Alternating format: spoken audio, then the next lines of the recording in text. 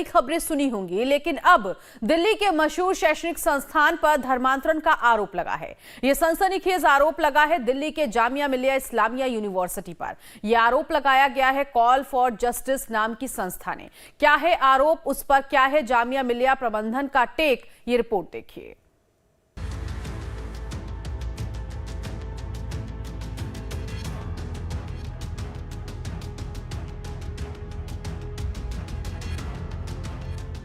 जामिया मिलिया पर हैरान कर देने वाली रिपोर्ट।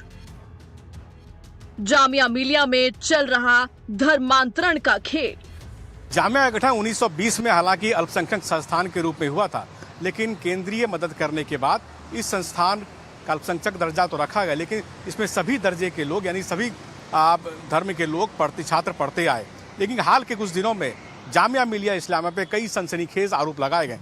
कई आरोप तो ऐसे हैं जिसमें यह कहा गया है कि इस पे जबरन धर्म कराया जाता है, धर्म परिवर्तन कराया जाता है, और कोई कर्मचारी या स्टूडेंट धर्म परिवर्तन नहीं करता तो उसको या तो एस्टिकेट कर दिया जाता है, या पीएचडी रोक दी जाती है, या कर्मचारी का प्रमोशन रोक दिया जाता है। कॉल फॉर जस्टिस की ओर से जारी शिकायतों में दावा किया गया है कि संस्थान में प्रलोभन और दबाव देकर जबरन धर्म परिवर्तन कराया जा रहा है। आरोपों पर दिल्ली हाई कोर्ट के रिटायर्ड चीफ जस्टिस एसएन ढीगड़ा की अध्यक्षता में 5 सदस्यीय फैक्ट फाइंडिंग कमेटी गठित की गई। फैक्ट फाइंडिंग कमेटी की जांच में हैरत अंगेज खुलासा हुआ है। कमेटी की रिपोर्ट के मुताबिक जामिया में साल 2005 से धर्मांतरण हो रहा है। 2011 के बाद ये तेज हो गया है। संस्थान में गर्ल स्टूडेंट और SC/ST को जानबूझकर एडमिशन दिया जाता है ताकि दबाव बनाकर धर्मांतरण कराया जा सके। कमेटी के पास 27 लोगों का साक्ष्य है, जिससे ये साबित होता है कि जामिया में धार्मिक रूप से भेदभाव किया जाता है, धर्मांतरण के लिए दबाव बनाया जाता है, धमकी दी जाती है, बलात्कार का आरोप भी लगाया गया है। इसके अलावा तेजाब फेंकने का भी आरोप लगा है। इस रिपोर्ट में प्रमोशन बाधित करने की भी बात कही गई है। ये घटनाएं गैर मुस्लिम प्रोफेसर, कर्मचारी और स्टूडेंट सबके साथ होता है। ये कन्वर्शन में बहुत से लोग इन्वॉल्व हैं और लव जिहाद के भी मामले हैं, जिन्होंने कईयों ने अपने नाम नहीं बताए, लेकिन दूसरों ने नाम बताए, वो नाम लिखे हुए हैं हमारे रिपोर्ट्स में। जो मेन पॉइंट्स अपने हमें दिए उसमें ये है कि जामिया के बाहर भी कुछ रेडिकल एलिमेंट्स हैं। जो बताया कि आसपास सारे चारों तरफ ऑर्गेनाइजेशंस के ऑफिस हैं और ये ऑर्गेनाइजेशन हेल्प करती है कि कैसे योग करो, फिर कैसे बचो, कैसे भुगतो, इसमें वो हेल्प करती है और उनको लीगल हेल्प भी देती हैं और जो प्रोटेक्शन की हेल्प है वो भी। वहीं इस पूरे मामले में कॉल फॉर जस्टिस के मेंबर रवि हरजाई ने बताया कि ये पूरा मामला बेहद गंभीर है।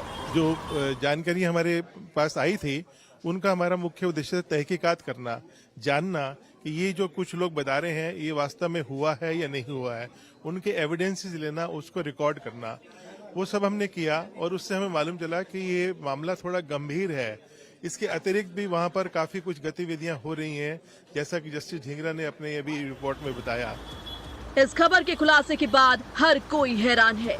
विश्व हिंदू परिषद ने इसकी कड़ी निंदा करते हुए इसका विरोध किया है।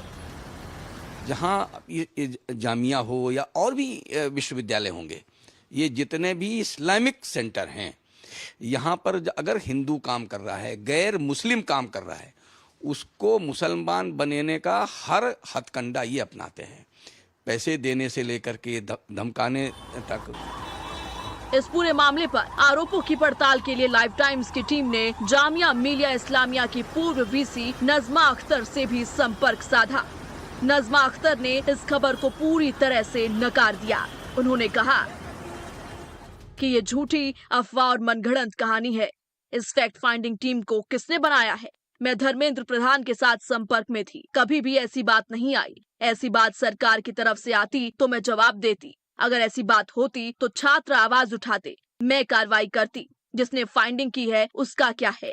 क्या किसी सरकार संगठन से बनाई गई? अगर धर्मेंद्र प्रधान मुझसे इस रिपोर्ट पर पूछते हैं तो मैं पक्का जवाब दूंगी। वहीं इस मामले में जामिया मिलिया इस्लामिया के पूर्व जनरल सेक्रेटरी फिरोज जमई से भी लाइव टाइम्स की टीम ने धर्मांतरण के आरोपों को लेकर चर्चा की। फिरोज जमई ने भी सभी आरोपों से इनकार किया है।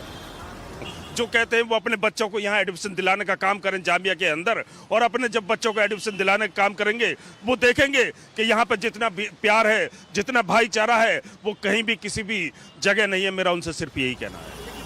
फैक्ट फाइंडिंग कमेटी के अपने दावे हैं तो जामिया मिलिया इस्लामिया प्रबंधन सभी आरोपों से इनकार कर रही है।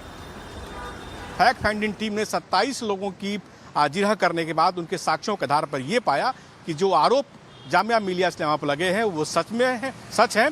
और शायद इसी रिपोर्ट को कंपाइल कर फैक्ट फाइंडिंग टीम ने, जिसकी अध्यक्षता दिल्ली हाई कोर्ट के former chief justice SN. Dhingra कर रहे थे, उन्होंने रिपोर्ट केंद्रीय गृह मंत्रालय को दे दी है। अब केंद्रीय गृह मंत्रालय को आगे का फैसला करना, यानी इस निर्णय पर केंद्रीय गृह मंत्रालय तय करेगी आगे क्या होगा। मानव संसाधन मंत्रालय को भेजेगी या अपनी ओर से कमेटी बनाएगी जो इस पूरे मामले की जांच करेगी। संदीप के साथ कमलेश सिंह, लाइव टाइम्स, जामिया मिलिया इस्लामिया, दिल्ली। झारखंड का सियासी रण दिलचस्प मोड़ पर पहुंच गया है। यहां पहले फेज के चुनाव के बाद